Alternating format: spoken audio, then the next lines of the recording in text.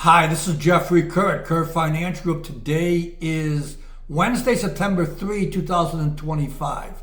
So today we're going to start something new. We're going to deviate from the market analysis or market update version of videos and do something along the lines of education.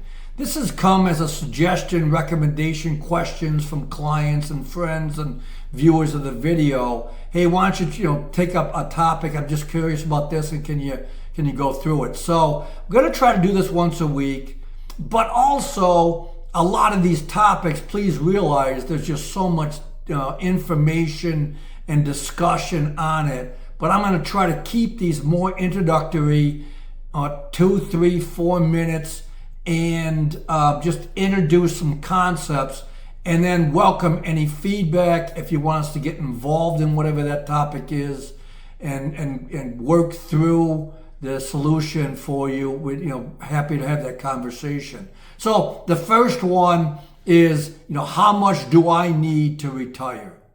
And we all want a easy, simple answer, but the truth is it's not. It's a complicated, complex situation of trying to determine the whole structure of how much it takes, plus including expenses, and that's all changing because there's so many variables involved in this discussion, and those variables are constantly changing as situations change in our lives.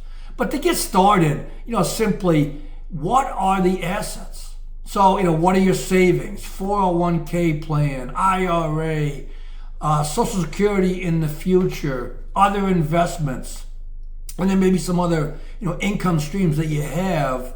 But, you try to identify all that. And then if you're not at retirement, or even if you are but don't use all of it or a substantial part of it, you need to think about a growth rate for that. Especially in today's world where hopefully we're healthy, you could be relying on these pool of assets for 20, 25 more years. And that is an important consideration in that, how to think about again the asset side of the equation. And then the other side of obviously is expenses. And those things can be normal ones, like maybe there's still a mortgage involved, maybe cars, health insurance, life insurance, long-term care, if you're looking at that. There's a lot of solutions for that. Travel, second home, some other unique situations I've seen over the years, people trying to help their children either with a home purchase, business purchase, and like that. So there's a lot of different things, and I think it's really hard to get so much detail into this part. But to think about that and start the process of working through, okay, here's what I think is going to happen, here's what I can plan on, and then that, again, gives you the other side. So you have the assets, you apply, hopefully a growth rate to that, depending, again, how long of a time frame you assume. And the same thing on the expenses. And then, depending, again, how life situations change, and also inflation is going to likely cause those expenses to go up. And then what we've done for several people is just run various scenarios.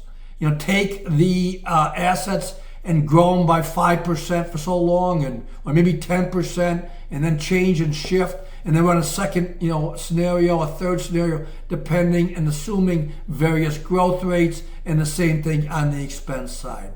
So I'm going to leave it there. I want to try to keep this brief and quick, but just put it out there that if there's a way for you to start thinking about this, that might be the start of it. Certainly, there's a lot more to details, and the whole plan would involve a lot more of assumptions and like that. But that's just the start. I hope it helps. Please give us any feedback on both this topic and how we covered it, but also any other subjects in the financial markets that you don't want to cover. Thank you for listening. Goodbye.